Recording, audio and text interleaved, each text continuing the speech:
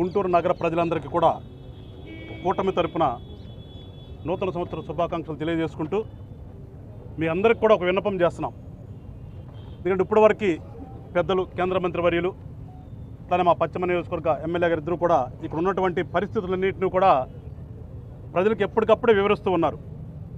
కానీ పనిగట్టుకుని ఏ పని లేక ఈ సంబరాల రాంబాబు గారు ఒక ఆయన పాపం ఇంతకుముందంటే సత్తెనపల్లిలో సంక్రాంతి పండుగ వస్తే లాటరీలు ఆడేవాడు, సంక్రాంతి సంబరాలు చేసేవాడు.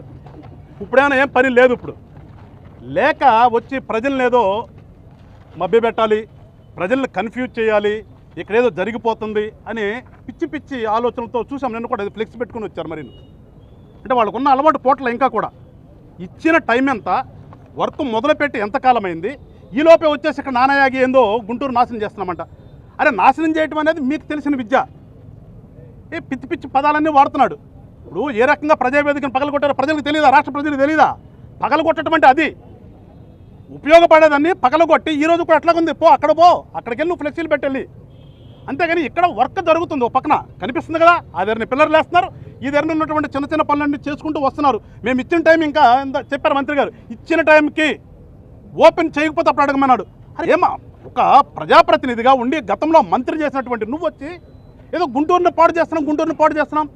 పాడు చేయడం అనేది మీకు తెలిసినటువంటిది. ప్రజలందరూ మెచ్చారు కాబట్టి, తెలుసుకున్నారు కాబట్టి మిమ్మల్ని తీసుకెళ్ళి అక్కడ కూర్చోబెట్టారు, ఏ హోదా ఇవ్వకుండా. అందుకని దయచేసి ప్రజలందరూ కూడా అర్థం చేసుకోండి.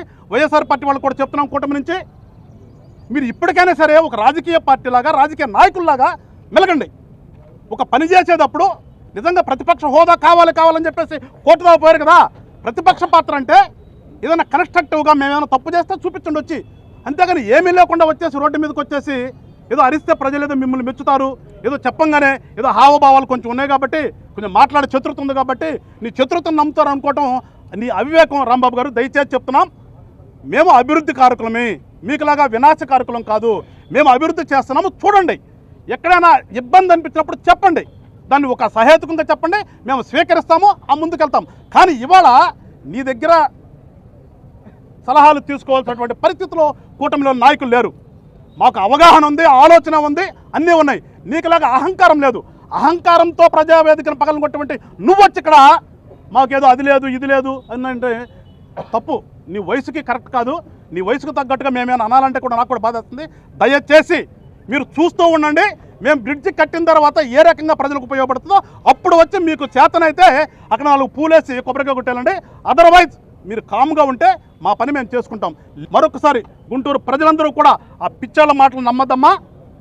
మేము ఎంతగా పనిచేస్తున్నామో, ఒక కేంద్ర మంత్రి హోదాలో ఉండి అనునిత్యం 15 రోజులకు ఒకసారి వచ్చి పనులు పర్యవేక్షిస్తున్నారంటే చిత్తశుద్ధి ఎవరికి ఉందా అనేది ఒకసారి మీరందరూ గ్రహించమని చెప్పేసి ప్రజలందరూ కూడా తెలియజేస్తూ మరొకసారి రానటువంటి రోజులు అంతా మంచిగా జరుగుతుంది.